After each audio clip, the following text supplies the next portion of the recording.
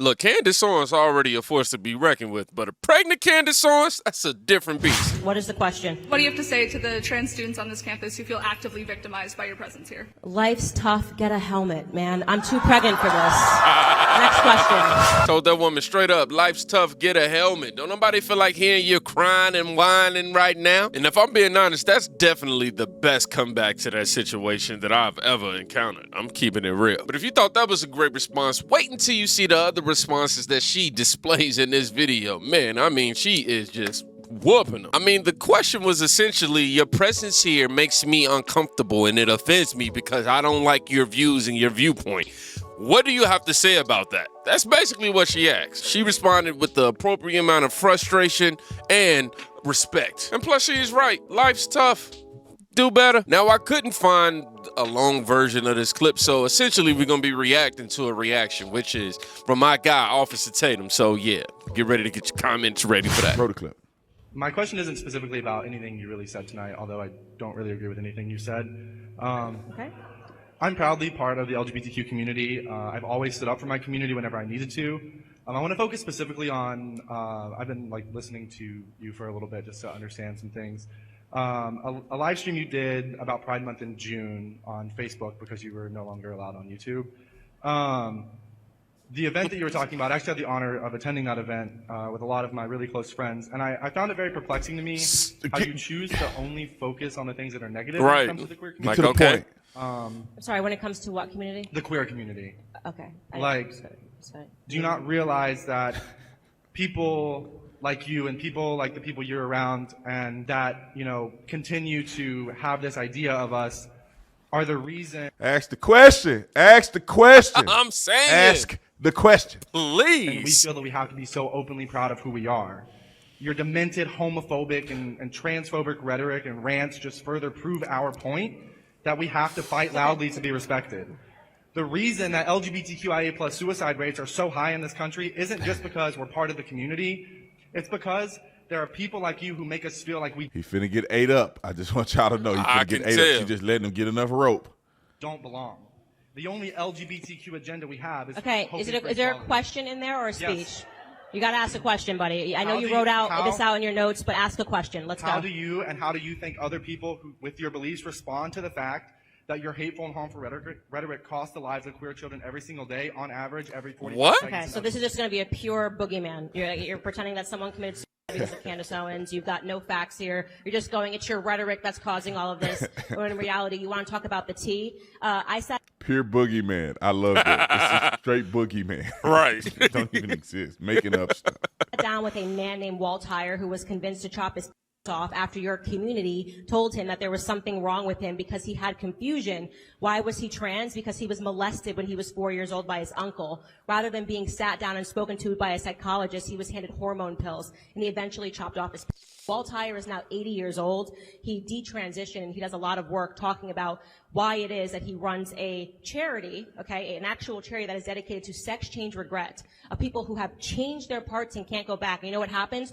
Suicide rates go up after they transition. And Candace Owens wasn't the one that chopped it. Come on now. Next question. Great. Next question. Woo, before you get into that next question, I gotta say savagery here, man. Like, don't come for Candace. To sit there and feel victimized by a pregnant woman, man. Come on, that's pathetic. And you can barely halfway ask a question. You don't even know how to ask a question. And one of the stupidest things you can do is blame someone else for your emotions, since you are the creator of your own emotions, even if it's done subconsciously. This was so brutal. I'm just glad we on the same side. Running through him like diarrhea, boy. Running through him. All right, Right. anyway.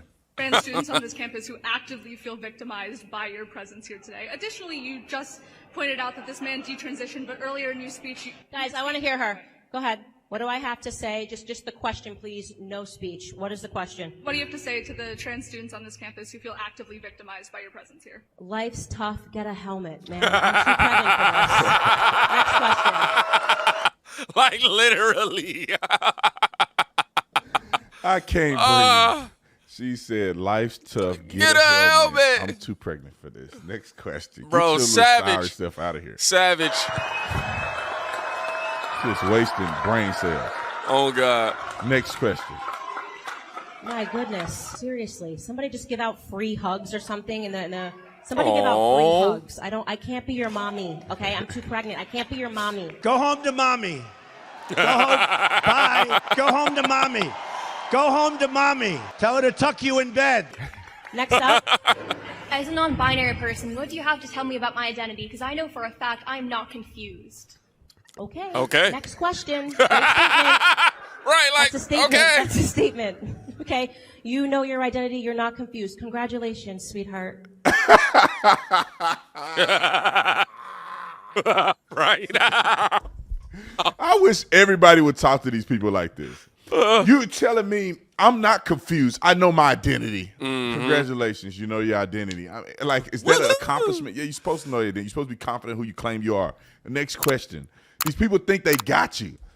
I'm gonna go. Let me tell you how silly these people are. It's the false bravado that's killing them. They really thought when they were crafting these little notes and writing on their phone, and they should be in class actually learning something, but they want to become activists 24/7, so they activate activism mode, and they're sitting there wasting their time writing these notes, and they really thought, I'm going to sit through this hour-and-a-half speech or however long Candace is speaking. Probably not as long because she's pregnant, but, you know, Candace is a beast anyway. She probably do it for 3 hours. I'm going to sit through this hour-and-a-half speech because I'm going to get her right at the end. Now I'm going to stop him right there because every single time they tried to get a I got you moment from Candace, it has backfired. I mean, immensely. And she's clearly identifying that how the spirit of rejection is just real. These people just can't take it. They've been spoon-fed their whole life is what it seems. And to piggyback off of what Brandon just said, you know, false vibrato never helped anyone. It literally is what in these long, drawn-out speeches that they think are gonna create that got you moment or statement or question is just the same repeated stuff over and over throughout the Q&A that she keeps repeatedly turning and shooting, roasting it down. I should say that, dismantling, so many other adjectives we can put there. And for whatever reason, I think they have this illusion of thinking that they're being original with their questioning if they say it a little bit differently. But that's not the case. You're not fooling a beast like Candace. I gotta say, I love the way she deals with these people, man. Just no nonsense. And I tell you another thing. Her kids are gonna have a hard time trying to get anything over on her. Candace, boy, she got that eye. I mean, seriously. I can never think of a scenario where I can go to somebody and go, I'm victimized by your presence. What? How weak? And just to think these kids spent all these days rehearsing their speech and editing their speech in the bathroom mirror thinking they was gonna get that moment. Oh boy. But they became some poster children. And for that I say we're gonna have to learn how to save the mirrors in a minute. It's gonna be a campaign for that. I'll tell you this though, that question will forever haunt that girl for the rest of her life. Cause that answer is never gonna leave the memory. Life's tough. Get a helmet, but please go check on somebody today. You can quite literally be saving their life. Y'all be safe.